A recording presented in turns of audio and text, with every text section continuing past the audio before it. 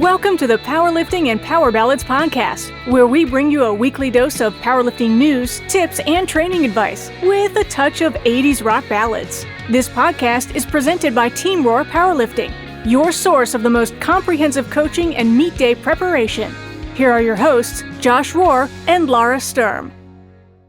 All right, welcome to episode 196. How are you, Josh Rohr? I'm good. This is going to be brief, right? We got to be quick. Quick. All right, cool. All right, let's do it. Don't forget, you can get 25% off of the Team Roar training app by using discount code PL Ballads Podcast in all caps. Let's see. This weekend is the Military Police and Firefighter Nationals. It's happening at the Newnan Centre in Newnan, Georgia. Lifting is on Saturday, March 15th from 9 to 4. The NGB notice came out. It came out on Monday. So the NGB is going to be on Monday, June 30th. And there are quite a few positions up for election. Ooh, president. Yes. Up for election. Yep. So the nominations for president and executive committee are due on May 16th.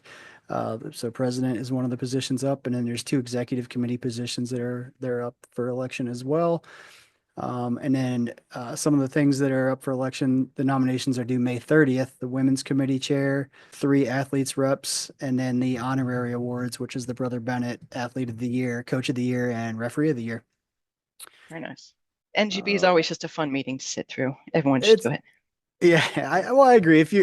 It can be fun. It can also be kind of like, I don't know, stressful in some ways, but I think it's important to if you're really serious about USA Powerlifting and you're a member, like, I highly, highly recommend you go. It's definitely it's good to see the inner workings of how things work and kind of where elected officials stand on things, and you kind of get a better picture of what's actually happening. Yeah, absolutely. And then any member can propose rule and bylaw changes. And if you want to do that, those are due on May 1st. And you can find that entire NGB notice on the USA Powerlifting website. Have you ever seen, there's a comedian, Chad, who goes to city councils and proposes things? I think I have. I think you sent me something like that. That he proposes like outrageous things. Yes. Like, yachts should be, part of, a publicly available, extra for people that are in blah, blah, blah. It was just, he's always like, "What's up, council? My name's Chad Kroger." And yeah, he always has something. And they're hilarious. And that's actually what I'm picturing, right? I'm sorry. Got it. Okay. So do not do that. Yeah, we don't have time for that BS, but yeah, it'd be funny. Kind of. Should show up. Sorry. No, didn't say that. Okay, powerlifting situation. Are you ready? I'm ready. We're on speed zone. Yep. All right. A lifter cuts weight but still comes in 0.2 kilograms over their weight class limit. They still have 1 hour left before weigh-ins. What are their options? So the options are just take the weight and move up a weight class. Whatever your weigh in at, move up.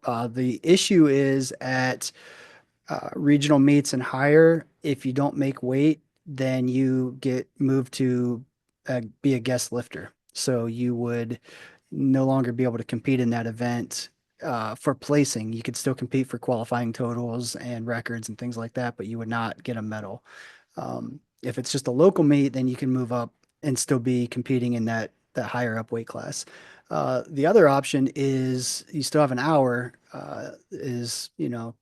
start chewing gum and spitting, go to the bathroom again, extreme cases, jump in a sauna or like a hot shower, steam room.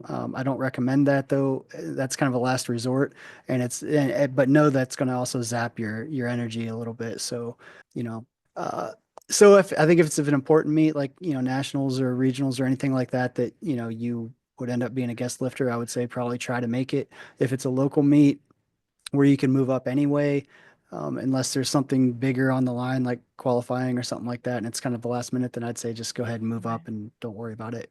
But, things to consider too, like how hard have you been already cutting, and have you been, not eating for 24 hours and spitting and whatnot, and you're just about on death's door, then I don't know that it's worth it.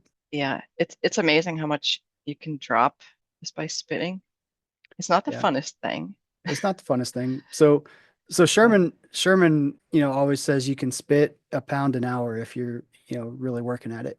And I think that's pretty accurate because I've done it. Wow, How many ounces are in a pound?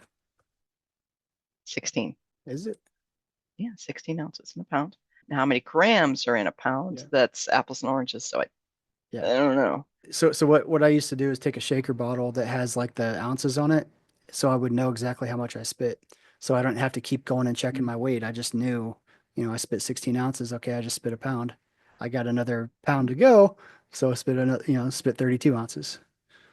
So this is a geek question, is the weight of an ounce the same thing as the volume of an ounce?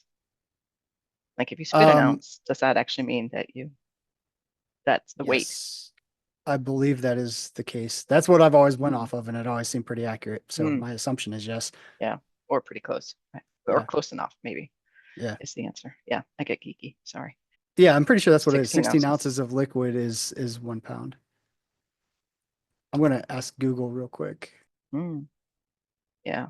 As a beekeeper, I have to do 2 to 1, 2 parts sugar to 1 part water, or 1 to 1 sometimes. And I'm like, wait, is it by volume or by weight? And they're 2 different things for sugar. Or maybe they are the same and I'm just dumb. I don't know. Could be that too. So water has a density of 1 ounce per fluid ounce. So 16 fluid ounces is 16 ounces in actual weight. Okay. Right. Okay. So it does matter the density of the thing. Yeah. Yeah, because if you're measuring like 16 ounces of, I don't know, Sugar. melted marshmallow or something, I don't know. It's going to be way less. Anyway. So for our purposes, yes, 16 ounces of saliva equals 1 pound of body weight. Yeah. Tangent. Sorry. Yep. All right. We're moving on. New lifter tip.